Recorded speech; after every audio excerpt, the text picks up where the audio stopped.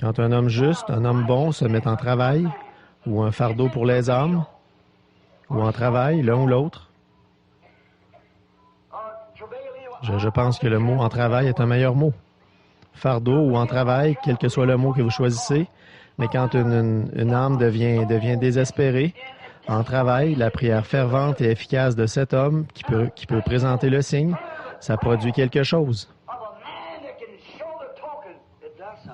Voyez, remarquez ce que la Bible dit ici aussi dans Jacques 16, 5-16, ça dit ici, confessant nos fautes, nous mettant en règle, nous préparant pour cela, confessant nos fautes les uns aux autres, n'ayant aucune faute. Demandez aux gens de prier pour vous, confessant nos fautes les uns aux autres et priant les uns pour les autres. Voilà, avec amour. L'amour, car j'ai confiance que je peux vous confesser mes torts et que vous pouvez me confesser vos torts et que je vous aime assez, que je vais prier pour vous et que vous prierez pour moi et nous nous en tiendrons à cela avec une prière fervente et efficace jusqu'à ce que ce soit exaucé. Voilà, quand c'est une question de vie ou de mort, c'est ça que nous devrions avoir en tout temps. Prenons quelques exemples scripturaires de ça. Ce qui s'est passé là pour encore une quinzaine de minutes, si le Seigneur le veut. Jacob, c'était un homme. Pour commencer, c'était plutôt un garçon insouciant. Il avait dans son esprit qu'il savait que le droit d'aînesse représentait tout pour lui. Et il ne se souciait pas de savoir comment il allait l'obtenir en autant qu'il l'obtienne. Et après l'avoir obtenu, il a pensé que tout allait bien, parce qu'il avait le droit d'aînesse. Il pensait que tout était réglé. Il est allé voir son frère alors que celui-ci était affamé. Il revenait des champs, après s'être occupé du bétail et d'avoir chassé les cerfs. Et son frère, il avait besoin d'un grand bol de lentilles, de pois sauvages et tout ça. Ça a dû être très tentant pour un homme affamé après avoir marché toute la journée. Et son frère a dit, « Je suis presque sur le point de m'évanouir. Donne-moi un peu de ça. » Il a dit, « Eh bien, si tu me jures que j'obtiendrai le droit d'aînesse, voyez, il ne se souciait pas de comment l'obtenir en autant qu'il l'obtienne. Et il pensait que lorsqu'il aurait obtenu le droit d'aînesse, que ce serait réglé. Vous, les pentecôtistes, c'est là que vous avez échoué. Vous avez pensé que parce que vous êtes né de l'Esprit de Dieu, le droit d'aînesse, que c'était réglé. Mais ça ne fait que commencer la chose. Vous vous souvenez dans le message sur Écoutez-le, comment l'enfant, après être né dans la famille, est devenu un fils. Il avait droit au droit d'aînesse, mais il fallait qu'il fasse ses preuves, qu'il soit formé. Et alors, s'il ne s'avérait pas être un enfant obéissant à la volonté de son père, alors il fallait, il n'obtenait pas ne devait pas hériter. Ne devenait pas héritier. Il n'héritait de rien. Pourtant, il était un fils, mais il n'héritait de rien s'il ne s'intéressait pas aux affaires du Père. Et donc, quand le Saint-Esprit est descendu sur les pentecôtistes et qu'ils ont commencé à restaurer les dons et ces choses qui étaient dans l'Église, ils pensaient que parce qu'ils étaient nés de l'Esprit, que c'était réglé. Mais voyez-vous, il y a le placement d'un fils. Et après que ce fils s'était avéré être un véritable fils, alors il était emmené dans un lieu public et ensuite on l'installait à un endroit surélevé et on changeait sa robe et on l'installait là-haut. Et ensuite, il y avait le placement du fils, qu'il était héritier de tout ce que le Père possédait. Dieu a fait la même chose avec son fils sur la montagne de la Transfiguration. Il a été couvert par une nuée et a été transfiguré et son vêtement brillait comme le soleil et une voix a dit « Celui-ci est mon fils bien-aimé en qui j'ai mis toute mon affection. » Moïse et la loi avaient échoué. Et le voici, écoutez-le. Il était placé. Voyez? Donc Jacob pensait, parce qu'il avait le droit d'aînesse, que tout était joué. Les pentecôtistes aussi, ils ont commencé à s'organiser, les unitaires, les trinitaires et les trinitariens, et toutes sortes d'organisations, et les disputes et les tiraillements les uns envers les autres prouvaient que le signe n'était pas présenté. La méchanceté, l'envie, les querelles, voyez, mais c'est là que ça s'en est rendu. Maintenant, voyez-vous, Jacob pensait la même chose. Mais une nuit, craignant pour sa propre vie, la question de vie ou de mort s'est emparée de lui à la pensée que, juste de l'autre côté de la rivière là-bas, mon frère m'attend pour me tuer. Il va faire, voyez, le droit d'aînesse qu'il avait obtenu était la chose qui allait causer sa mort. Et parfois, la chose même que vous recevez, comme le Saint-Esprit, ça l'est. Et vous êtes né de nouveau de l'Esprit. Si vous ne faites pas attention, cette même chose vous condamnera à la fin. C'est vrai, les mêmes eaux qui ont sauvé Noé ont condamné le monde. La chose que vous appelez du fanatisme pourrait être la chose même qui vous condamnera au bout du chemin.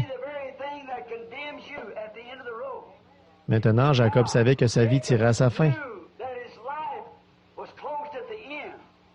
Il avait un messager qui était venu lui dire que son frère, accompagné de 400 hommes armés, venait à sa rencontre. Il savait qu'il était en route. La peur s'est emparée de lui. Il a envoyé des hommes avec des bœufs, des bêtes et des brebis pour faire une offrande de paix avec Ésaü. Puis après ça, il a envoyé un autre groupe avec une autre cargaison de choses. Puis il a envoyé un autre groupe avec une autre cargaison de choses pour qu'il le rencontre en premier pour apaiser sa colère. Puis il s'est mis à penser, ça ne l'arrêtera pas parce qu'il est probablement plus riche que moi. Il n'en a pas besoin.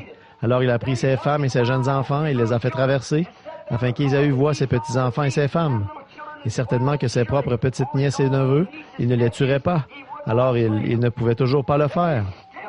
Dieu sait comment atteindre un homme. Jacob a traversé le torrent. Là, il s'est agenouillé. Vous savez, il avait été un genre de petit filou avant ça. Pardonnez-moi cette expression, mais un genre de petit... C'était un Jacob. Jacob veut dire un trompeur, et c'est ce qu'il était.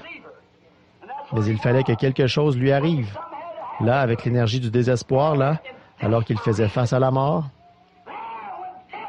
il se peut qu'il y ait des hommes et des femmes assis ici ce soir qui font face à la mort. Et le seul moyen pour vous d'être capable d'atteindre ce que vous voulez, c'est de venir désespérément. Je dois l'avoir ce soir. Je dois l'obtenir maintenant, sinon je suis fichu. Demain sera trop tard, il me le faut maintenant. Quand vous priez pour le baptême du Saint-Esprit, le signe, ne dites pas, eh bien maintenant je vais m'avancer et essayer. Seigneur, je suis un peu fatigué. Ô miséricorde, restez à votre place. N'essayez même pas.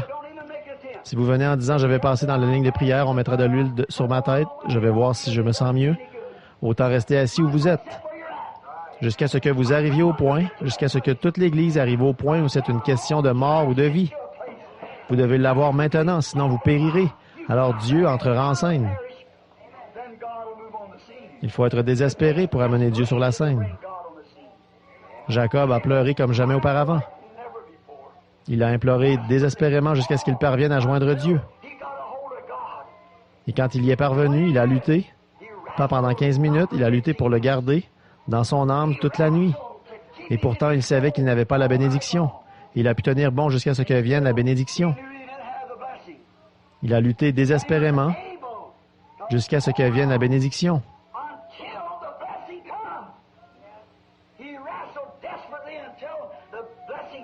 Et là, quand il a vu, jusqu'à ce que Dieu entre en scène.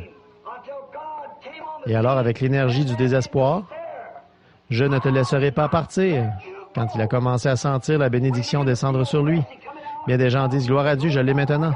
Vous voilà séduit. » Oui. Quelqu'un dira, « Oh, je me sens tellement bien, Frère Branham, je suis allé prier là-bas. Oh, j'ai eu des frissons. » Et c'était peut-être Dieu.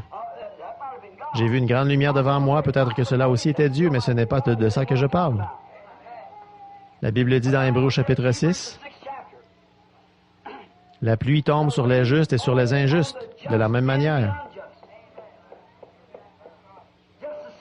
Maintenant, prenez du blé et prenez des mauvaises herbes et mettez-les dans le champ. Et la pluie est envoyée pour le blé. Mais la pluie tombe sur les mauvaises herbes, tout comme elle tombe sur le blé. Et la pluie et les mauvaises herbes sont tout aussi heureuses que la pluie que le blé. Sont tout aussi heureuses de la pluie que le blé. Et c'est exactement la même pluie. Le même Saint-Esprit peut descendre sur un incroyant et le faire agir exactement de la même manière qu'un croyant.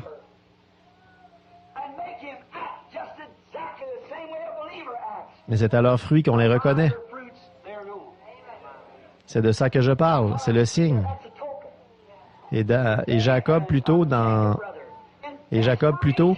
avec l'énergie du désespoir, il a dit, « Je sais que je t'ai ressenti, tu es ici avec moi, mais je ne te laisserai pas partir. » Quelqu'un le voit bien, à la première petite sensation, il se lève et saute de haut en bas, court dans l'allée et s'écrie « Gelé, gelé, gelé. » Oh non! Non. Jacob est resté là jusqu'à ce que quelque chose se produise, qui l'a fait marcher différemment, qui a fait de lui une personne différente parce qu'il est resté jusqu'à ce que cela se produise.